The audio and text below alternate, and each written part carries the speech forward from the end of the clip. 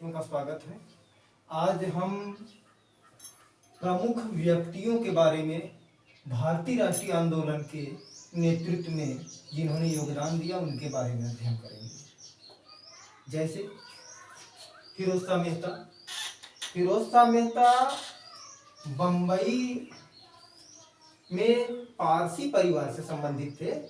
इन्होंने 1913 में मुंबई में क्रॉनिकल नामक साप्ताहिक पत्रिका का प्रकाशन किया, फिरोज शाह मेहता। जबकि तेज बहादुर सप्रू एनी बेसेंट के वकील बनने में सहायता प्रदान की थी और इन्होंने 1916 बनारस हिंदू विश्वविद्यालय के सहयोग प्रदान किया बनने में।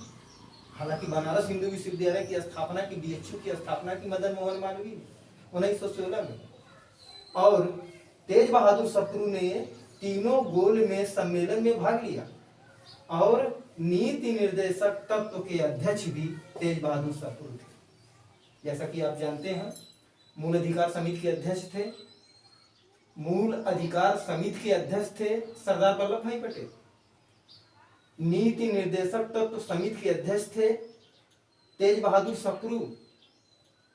संघ समिति के अध्यक्ष थे जवाहरलाल नेहरू। प्रांतीय समिति के अध्यक्ष थे सरदार वल्लभ भाई पटेल। संचालन समिति के अध्यक्ष थे डॉक्टर राजेंद्र प्रसाद और प्रारूप समिति के अध्यक्ष थे भीमराव अम्बेडकर।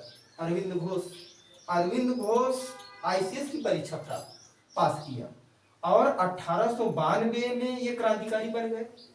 इन्होंने युगांतक नामक साप्ताहिक पत्रिका का प्रकाशन किया। ये लॉ कॉलेज के प्रिंसिपल थे। इन्होंने पांडिचेरी में अरविंदो आश्रम की स्थापना की थी तथा जवाहरलाल नेहरू के पिताजी मोतीलाल नेहरू ने जलियांवाला बाग हत्याकांड जांच समिति के सदस्य बने थे। 1928 में मोतीलाल नेहरू ने कलकत्ता अधिवेशन भारतीय राष्ट्रीय कांग्रेस की अध्यक्षता की थी और 1923 में स्वराज पार्टी प्रयागराज में इन्होंने गठित किया था। हालांकि स्वराज भवन 1930 में इसे स्वराज भवन के नाम से जाना जाता है और स्वराज भवन हालांकि प्रयागराज आनंद भवन में स्थित है। राम मनोहर लोहिया समाजवादी व्यक्ति थे। जैसा कि आप जानते हैं, भारत में 3 प्रकार के अर्थव्यवस्था पाई जाती है। भारत में नहीं, विश्व में 3 प्रकार की अर्थव्यवस्था पाई जाती है। भारत में मिश्रित अर्थव्यवस्था पाई जाती है, अमेरिका में पूंजीवादी पाई जाती है और चीन में समाजवादी अर्थव्यवस्था पाई जाती है। राम मनोहर लोहिया समाजवादी थे। इन्होंने 1934 में कांग्रेस समाजवादी दल की स्थापना की थी। सरदार वल्लभ भाई पटेल, हालांकि पटेल के बारे में बहुत लोग इन्हें लौह पुरुष के रूप में जानते हैं। इन्होंने बारदोली आंदोलन में, गुजरात में बारदोली जिला है, वहां के महिलाओं ने आंदोलन कर दिया था। ये किसान आंदोलन था। वहां की महिलाओं ने सरदार पटेल को सरदार की उपाधि प्रदान की थी। हालांकि इनका नाम वल्लभ भाई पटेल था। इन्हें लौह पुरुष कहा जाता है। इन्होंने 1931 में कराची अधिवेशन की अध्यक्षता की थी तथा 1946 में अंतरिम सरकार जो पंडित जवाहरलाल नेहरू जी ने गठित किया था। हालांकि इसके अध्यक्ष थे लॉर्ड वेवर अंतरिम सरकार का, मगर श्रेय जाता है पंडित जवाहरलाल नेहरू को। इन्होंने अंतरिम सरकार के सदस्य के रूप में सदस्यता ग्रहण की थी। सरदार वल्लभ भाई पटेल और 562 देशी रियासतों का भारत में विलय किया था। हालांकि भारत के पहले उप प्रधानमंत्री सरदार वल्लभ भाई पटेल थे। इन्होंने जम्मू कश्मीर, जूनागढ़, हैदराबाद जैसे देशी रियासतों को विलय करने में महत्वपूर्ण योगदान प्रदान किया था। लाला हरदयाल गदर पार्टी की स्थापना की थी 1913 में। हालांकि गदर पिक्चर भी है जो सनी देओल। गदर पार्टी की स्थापना 1913 में की थी और लाला हरदयाल वहीं से एक पत्रिका निकालते थे, युगांतर नामक पत्रिका निकालते थे ये भी, और वहीं से भारतीयों को प्रेरणा देते थे कि भारतीय जो है अंग्रेजों से गुलामी से मुक्ति पाए। अर्थात ये राष्ट्रीय आंदोलन से संबंधित प्रमुख व्यक्ति थे।